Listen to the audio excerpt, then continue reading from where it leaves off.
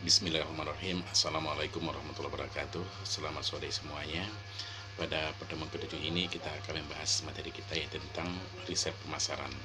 Seperti kita ketahui, riset pemasaran adalah merupakan kegiatan penelitian di bidang pemasaran, yaitu secara sistematika yang mana mulai dari perumusan masalah, yang tujuannya adalah penelitian, pengumpulan data, pengelolaan data, dan inspirasi hasil penelitian.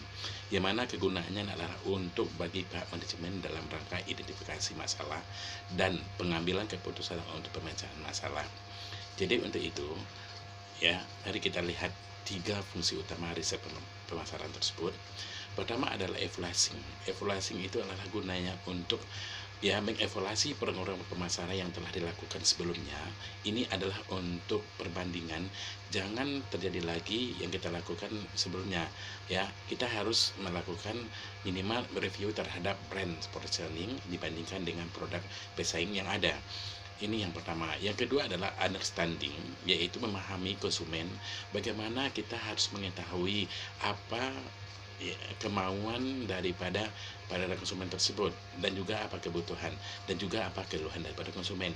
Jadi di sini kita harus mengetahui atau menjalankan fungsi atau menggambarkan produk kebiasaan yang melakukan konsumen, supaya harapan dan keluhan mereka terhadap produk yang kita produksi. Kemudian ketiga adalah predicting, yaitu dimana kalau kita perhatikan di sini adalah ketidakpastian, sehingga prediksi yang dilakukan dalam riset pemasaran sangatlah berisiko. Jadi di sini sifatnya adalah yang sangat relatif. Ketika sebuah membidik pasar baru, maka riset pemasaran selalu dijadikan bahan acuan utama. Kalau kita perhatikan ada beberapa jenis riset pemasaran. Pertama adalah problem solving research, yaitu mengidentifikasi serta memecahkan permasalahan yang sering terjadi dalam pemasaran. Riset pemasaran ini berorientasi pada masa lalu, artinya masalah pemasaran yang pernah terjadi diidentifikasi dan dievaluasi kembali supaya jangan terjadi lagi kejadian-kejadian yang telah dapat sebelumnya. Jadi di sini kita dapat solusi serta mencegah jangan terulang kesalahan yang telah terjadi untuk masa yang akan datang. Yang kedua adalah controlling research.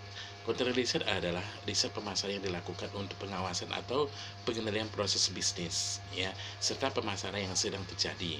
Jadi di sini kita akan melihat pemasaran yang dilakukan secara reguler atau mampu menjaga kinerja proses bisnis dan dalam pemasaran tersebut. Yang ketiga adalah planning research, untuk mendapatkan informasi panduan dalam merencanakan kegiatan pemasaran. Sebuah perencanaan bisnis atau pemasaran memerlukan informasi atau riset pemasaran untuk mendapatkan secara tepat target serta strategi yang hendak disusun. Ini adalah planning research. Sedangkan langkah-langkah yang dilakukan dalam riset tersebut, pertama ada menetapkan masalah riset. Pertama kita lihat yaitu bagaimana pandangan klien mengenai masalah yang sebenarnya terjadi. Yang kedua, mempertimbangkan sumber dan jenis informasi yang sebenarnya dibutuhkan oleh klien. Yang ketiga, mengkombinasikan masukan informasi dari pihak klien dengan riset tersebut. Cara penelitian di desain itu ada beberapa yang harus kita lakukan.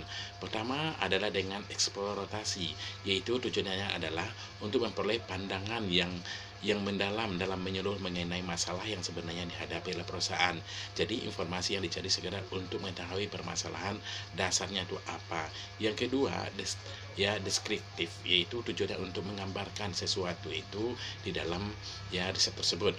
Yang ketiga adalah kausal, yaitu membuktikan hubungan sebab akibat atau hubungan mempengaruhi dan di antara dari variabel yang diteliti.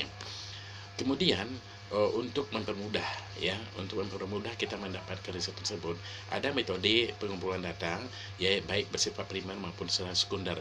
Kalau untuk secara primer ini kita lakukan dengan pertama adalah dengan wawancara, yang kedua adalah fokus grup di Kaizen, yang ketiga adalah teknik proyeksi, 4 adalah secara survei, yang kelima misalnya observasi, yang kelima ada eksperimen. Inilah yang kita lakukan untuk mendapatkan data di dalam riset tersebut. Silakan ambil pilih dari salah satu. Kemudian ada juga yang disebut dengan pengambilan data itu secara sekunder, yaitu mengambil data yang telah diambil oleh pihak lain. Ini. Kemudian ada lagi pengambilan desain itu berupa seperti yang kita lihat yaitu perlu melakukan 3 aktivitas seperti pertanyaan, skala, atau alat analisis. Ini kita lakukan seperti perancangan pertanyaan atau kuesioner yang akan ditanyakan kepada pihak yang disurvei, ya, yang dimana kita akan melihat kuesioner dapat bersifat terbuka atau tertutup. Ini silakan saja pertanyaan yang Anda kehendaki. Kemudian yang kedua, merancang skala penilaian hasil kuesioner itu bagaimana, ya, terserah Anda bagaimana kita itu merancang hasil kuesioner tersebut, ya. Ketiga, merancang alat analisis yang akan digunakan dalam menilai kuesioner tersebut. Ya, silakan saja mana yang terbaik menurut Anda dalam melaksanakan riset tersebut. Kemudian menentukan metode pengambilan sampel daripada populasi yang diteliti. Di mana kalau kita lihat, ya, silakan saja ambil yang mana menurut Anda yang lebih bagus, ya. Apalagi yang kita riset itu apakah lebih dari 30, silakan dengan kuesioner. Kalau seandainya kurang dari 30, silakan ambil sampel yang paling termudah. Yang selanjutnya, penulisan dan penyampaian proposal ini bisa juga kita lihat, ya, supaya hasil daripada riset tersebut, ya, berhasil dengan baik. Pertama, hendaklah lakukan dengan tahap pertama, yaitu menyiapkan dokumen. Ya, dokumen itu sangat penting sekali sebagai barang bukti kita untuk melakukan riset.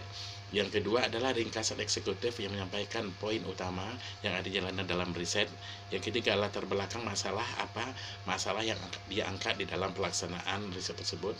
Yang keempat, penentuan masalah dan tujuan riset itu apa sebenarnya yang kita ambil. Yang kelima, ada pendekatan terhadap permasalahan dengan penampilan literatur. Yang keenam, desain riset mengumpulkan data. Ya, pengumpulan data silakan saja menurut Anda yang terbaik, ya. Data itu bisa secara pribadi, bisa secara berkumpul atau berkelompok. Yang ketujuh, analisa data dengan menguraikan cara menginterpretasikan data yang akan dianalisa. Kedelapan, pelaporan yang akan dihasilkan dalam riset tersebut. Nah, 9, waktu dan biaya riset.